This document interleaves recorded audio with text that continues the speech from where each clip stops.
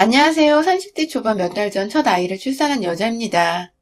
출산 한 달 전까지 직장에 나가 일을 했었고, 지금은 육아휴직을 쓰고서 집에서 몸조리하며 아이를 키우고 있어요.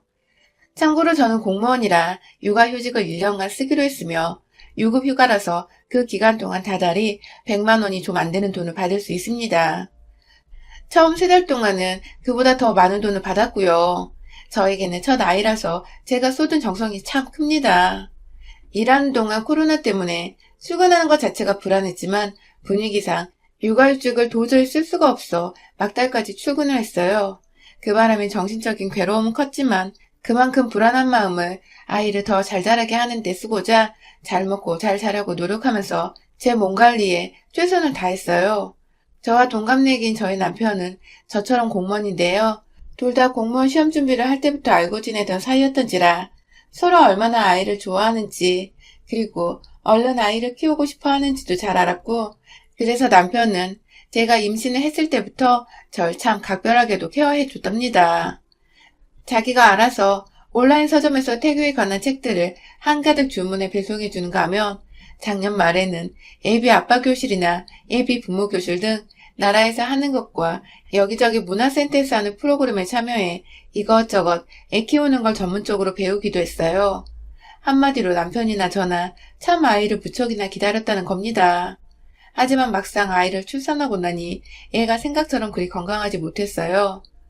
조사는 아니었지만 임신했을 적부터 선생님께서 말씀해 주신 것처럼 애가 다른 애들보다 너무 작아서 곧장 제품이 아닌 인큐베이터 안으로 들어가게 되었고, 저는 출산 후 몇 주간 아이가 그 안에 있는 내내 잠을 한숨도 못 자고 매일같이 울기만 했던 것 같아요.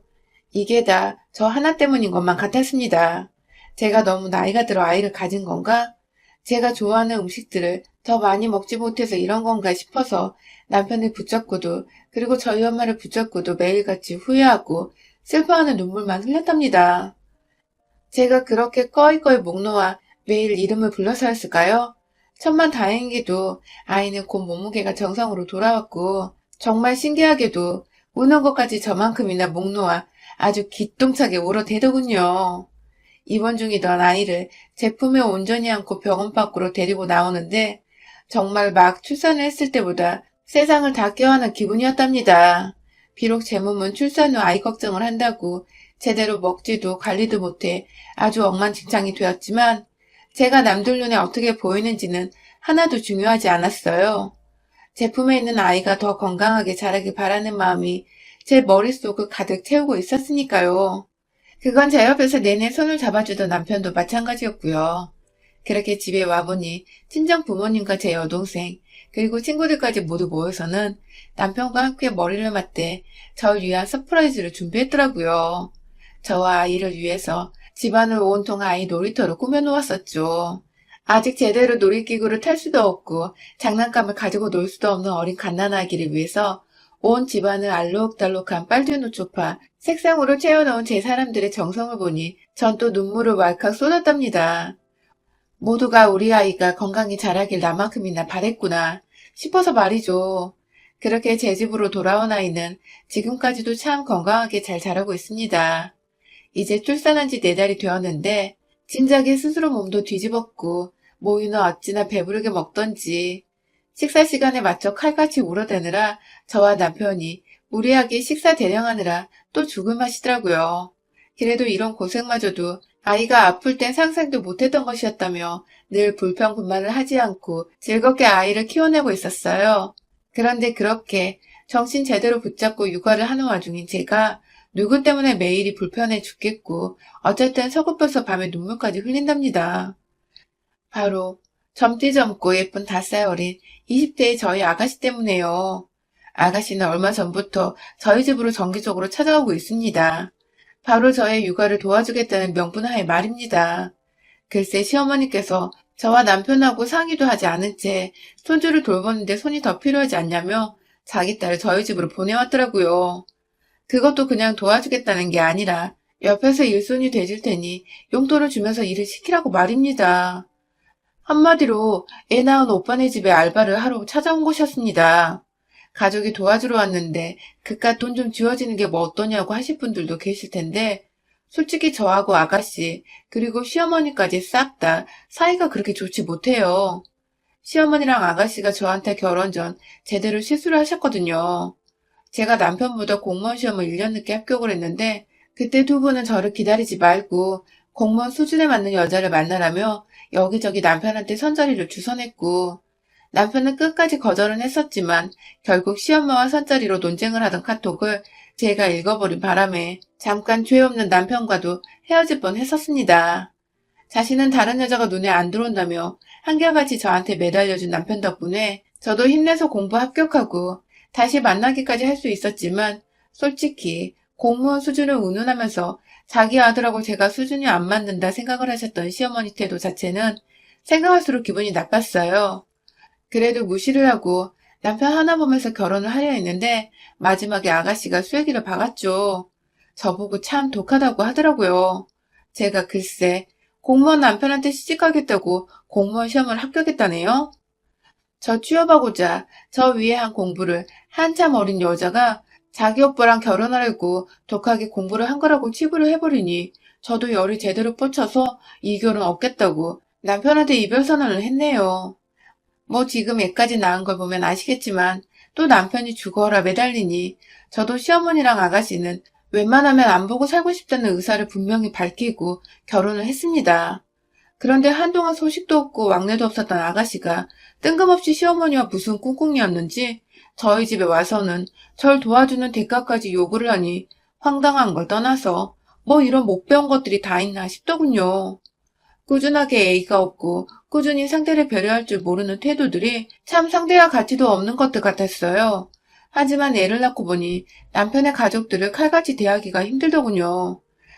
제 아이한테는 자라나며 할머니 그리고 고모로 불리울 사람이란 생각에 저 때문에 아이가 친척들을 잃게 되는 건 아닐까 싶어 저도 참 저 하나의 기분보다는 아이의 앞날을 더 고려해보게 되더라고요.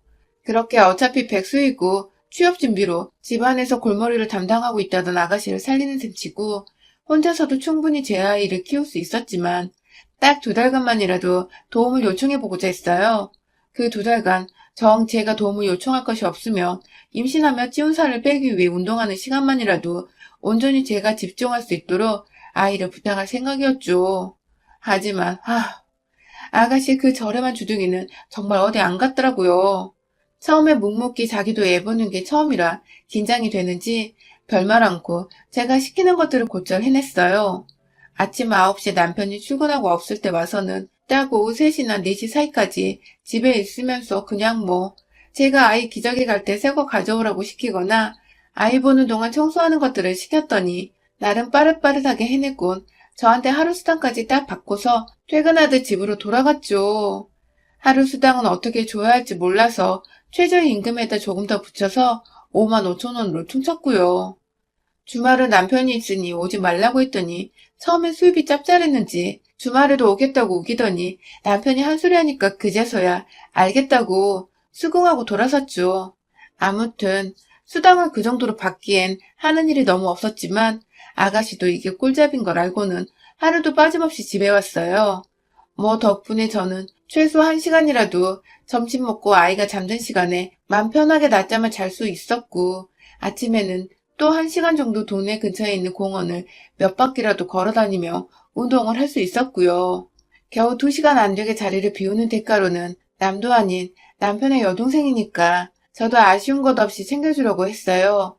그런데 혼자 애 보는 게 점점 쉬워졌는지 일주일 좀 지나서부터 애가 게으름을 피우더라고요. 제가 하루는 아이가 잠들자마자 따라서 낮잠을 잤어요. 중간에 아이가 깨도 신우이가 옆에 있으니까 개의치 않고 낮잠 좀 자겠다고 방에 들어갔는데 얼마나 잤을라나? 막 밖에서 저희 애가 자지러지게 우는 소리가 들리는 겁니다. 제가 한동안 남편 출근시키고 또 애가 새벽에 자꾸만 깨서 잠을 거의 못 자다시피 해서 완전 골아떨어졌는데 얼떨결에 깨서 나가보니 애는 거실 바닥 한가운데 누워서 울다가 목이 부었는지 숨도 껄떡거리는 것 같고 그 뒤에 신우이란 년이 글쎄 TV를 쳐다보면서 웃고만 있더라고요. 옆에는 애 만지는 손으로 손에 부스러기 묻어나는 과자를 잡수고 계시고 제가 아가씨 하면서 한번 째려보고는 아이를 급히 안아 달랬어요. 누굴 탓하겠나요? 남한테 아이 맡긴 제 잘못이죠. 그래도 돈 받고 일하겠다고 와서 있는 사람이 바로 앞에서 얼굴이 시뻘개지도록 울고 있는데 한 번 안아볼 생각도 안 하고 TV나 쳐보며 깔깔대고 있다니 제 상식으로는 도저히 이해가 가지 않더라고요. 일반 도우미 분이었음 당장에 자르기라도 했을 텐데 아가씨는 제가 자르겠다고 할 수도 없고 뭐라 컴플레인을 걸 데가 시어머니 말고는 없고 애가 우는데 왜 안아주지도 않고 있냐고 저도 홧김에 언성을 높이니 아가씨가 그러더군요. 엄마는 사람이 퍼질러 자는데 제가 뭐 큰일인 줄 알고 애를 하나요? 라고 말이죠. 토시 하나 틀리지 않고 뻔뻔하게 이렇게 말을 해버렸죠. 그래서 그 후로 전 낮잠 자는 걸 포기했습니다. 운동 나가는 것도 포기했어요. 돈을 받는데도 불구하고 아이를 돌보려고 하기는커녕 애가 배고파서 울던 졸려서 울던 애 엄마가 안아줘야 애가 안 울 거라며 손도 대지 않고 있는 아가씨를 보니 마지막 한 톨 남아있던 쥐뿔만한 믿음마저도 싹 사라져버렸거든요. 도무지 돈을 줘야 할 그리고 집으로 부를 이유가 없어서 남편에게도 이야기를 했고 시어머니께도 전달을 했습니다. 더 이상 우리 집에 와서 돈이나 축내며 날 도와주겠다는 명분을 내세우지 말라고요. 그런데 아가씨는 제 말을 어떻게 전달받은 건지 그 다음날에도 우리 집에 왔어요. 이번엔 아이를 더 잘 돌봐주겠다면서 다시는 대충 아이를 내버려 두지 않겠다고 다시 일하게 해달라고 빌더라고요. 굳이 사람 고용할 필요가 없는데도 자꾸만 일하게 해달라고 하니 제가 등신 같았지만 뭐 어쩌겠어요.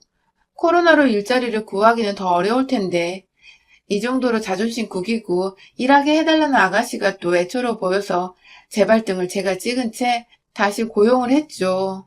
하지만 이번엔 아가씨의 전혀 다른 선빵이 날라왔습니다. 하루는 아가씨가 그러더라고요.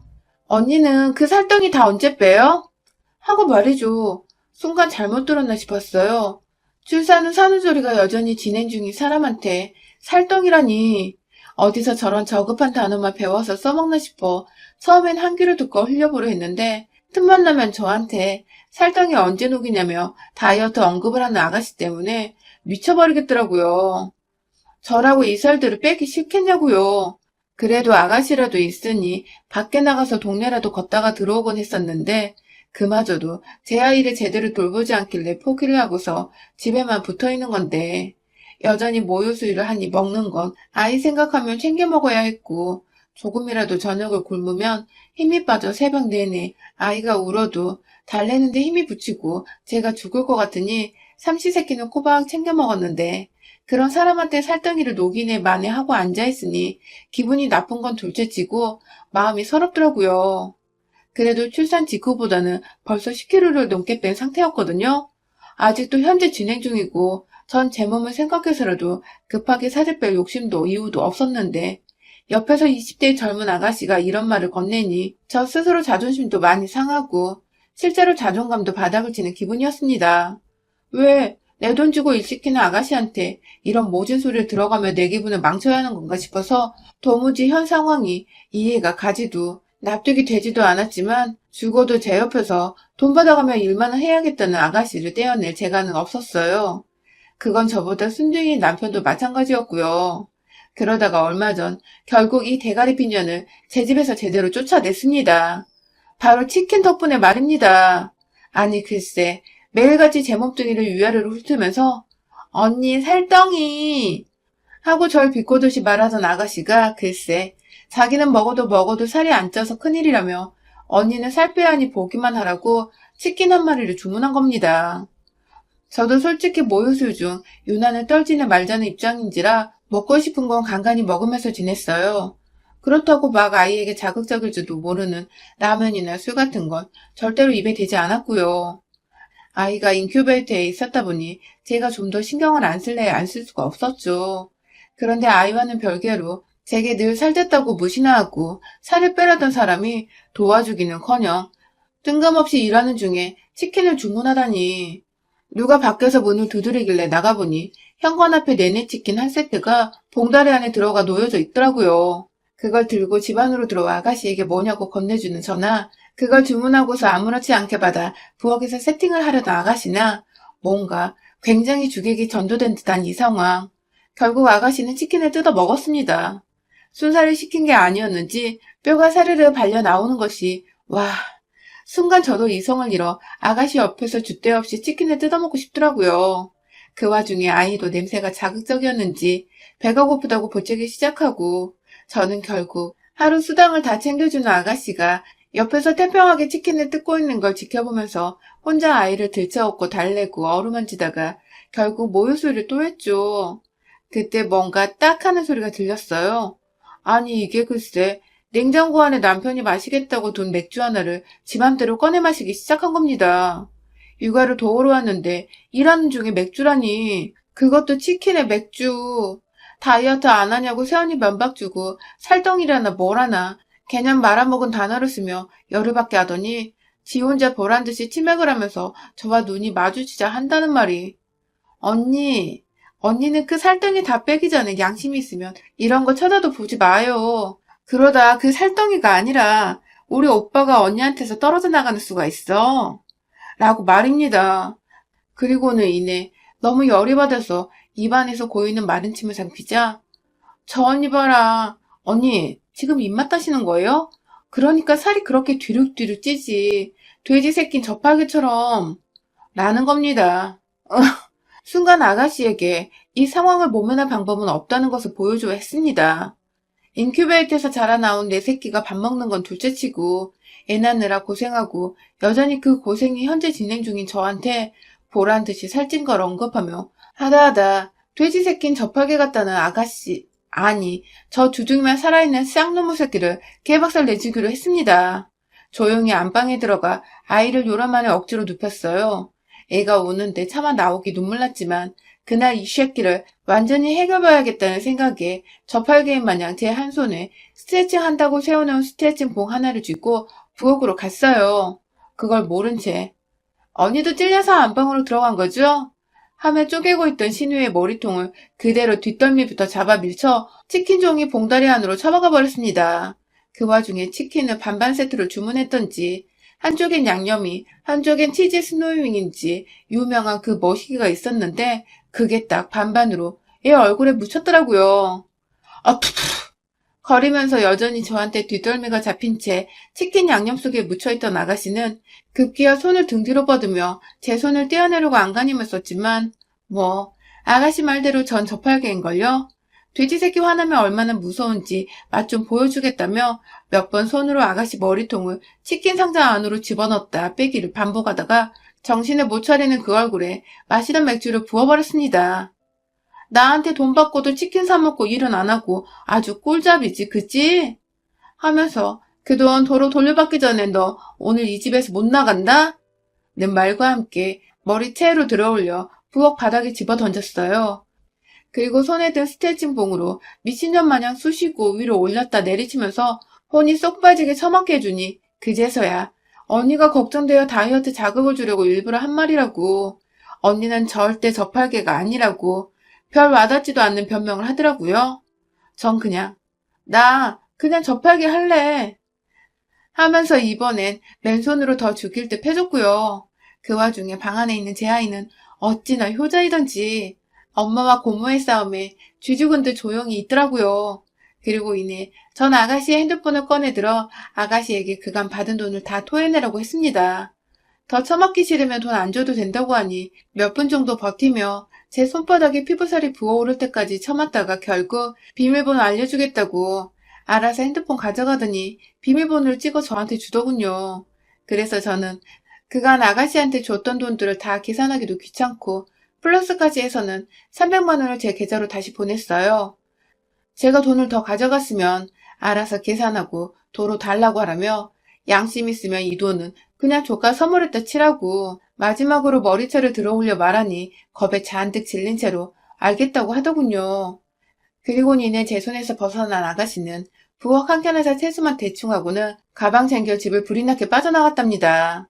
집에 가서 시어머니한테 꼰질렀는지 집으로 시어머니 전화가 불같이 왔는데 제가 직접 집으로 쳐들어가 당신도 좁혀야 그만 전화를 하겠냐고 미친년 마냥 발광을 하니 그게 또 무서웠는지 기어들어가는 목소리를 내면서 다시는 전화하지 마 하고는 끊어버리시더라고요. 그 후로는 한 번도 다시 전화를 하지 않고 계시고요. 제가 사실 산후 우울증이 좀 있었고 아가씨 말대로 살에 대한 스트레스도 좀 있었는데 그 모든 우울한 감정들이 아가씨 한 사람만 개박살 내면서 모조리 다 풀려버렸답니다. 마치 던지고 부순다는 그 스트레스 해소방에 갔다 온 것처럼 속 깊은 곳까지 차있던 우울감들이 말끔히 해소가 되었어요. 그 바람에 아이를 키워도 뭔가 더 즐거울 것 같고 행복한 것이 모두 다 아가씨의 지랄맞은 입버릇 덕분에 얻게 된 것 같습니다. 이 자리를 빌어 아가씨에게 고맙단 말을 해주고 싶네요. 다음에 만나게 되면 그땐 부디 주둥이에 필터 하나 정도는 꼭 착용했기를 바라는 마음으로 당분간 절대로 보지 말아요, 우리. 여러분의 생각은 댓글로 남겨주세요. 오늘도 시청해주셔서 정말 감사합니다.